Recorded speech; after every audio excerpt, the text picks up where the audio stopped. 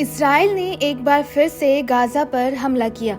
यह हमला इज़राइल ने 22 नवंबर को किया, जिसमें 2 दर्जन से भी ज़्यादा लोग मारे गए हैं। यह हमला इतना खौफनाक था कि सुबह से शुरू हुई गोलियों की आवाज़ दोपहर होते होते तेज़ धमाकों में बदल गई। इज़राइल का कहना है कि पहले हमास ने हमले शुरू किए। वही हमास इन दावों से इनकार करने के साथ ही इज़राइल से सबूत पेश करने को कहा है। आपको बता दें कि इज़राइल ने सिर्फ 44 दिनों में तकरीबन 500 बार अमेरिका की मध्यस्थता से गाजा सीज फायर तोड़ा है, जिसके कारण 10 अक्टूबर को युद्ध विराम लागू होने के बाद से सैकड़ों फिलिस्तीनी नागरिक मारे गए हैं। अल जजीरा ने गाजा सरकार के मीडिया ऑफिस के बयान का हवाला देते हुए रिपोर्ट किया। इसके मुताबिक इन उल्लंघनों के दौरान 342 आम नागरिक मारे गए हैं, जिनमें ज्यादातर बच्चे, महिलाएं और बुजुर्ग शामिल हैं। ऑफिस ने कहा, हम इजरायली कब्जा करने वाले अधिकारियों की तरफ सीज फायर समझौते के लगातार गंभीर और सिस्टमैटिक उल्लंघन की कड़े शब्दों में निंदा करते हैं और आगे कहा, ये उल्लंघन इंटरनेशनल मानवीय कानून और समझौते से जुड़े ह्यूमैनिटेरियन प्रोटोकॉल का खुला उल्लंघन है, जिसके कारण 24 शहीद और 87 घायल हुए।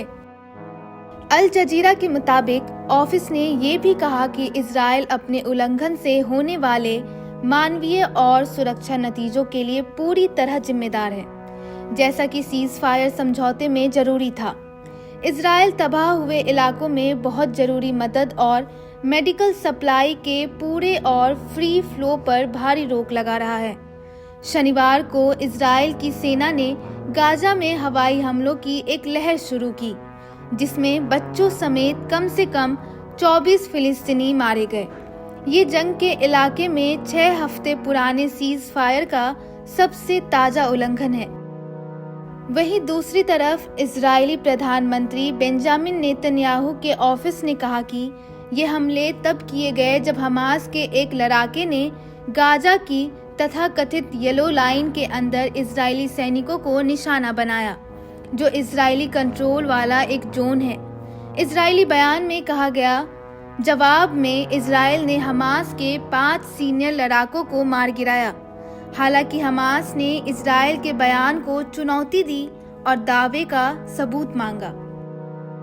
अल जजीरा के मुताबिक हमास के पॉलिटिकल ब्यूरो के एक सीनियर अधिकारी इज्जत अल रिशेक ने गाजा डील के मीडिएटर्स और यूनाइटेड स्टेट्स से अपील की कि वो इजराइल पर अपने दावे का समर्थन करने और गाजा एग्रीमेंट को लागू करने के लिए दबाव डाले। स्थानीय अधिकारियों ने कहा कि उत्तरी गाजा में दर्जनों फिलिस्तीनी परिवार को घेर लिया गया है, क्योंकि इजरायली सेना ने सीज फायर एग्रीमेंट का उल्लंघन करते हुए अपनी सेना को एन्क्लेव में और अंदर भेज दिया है।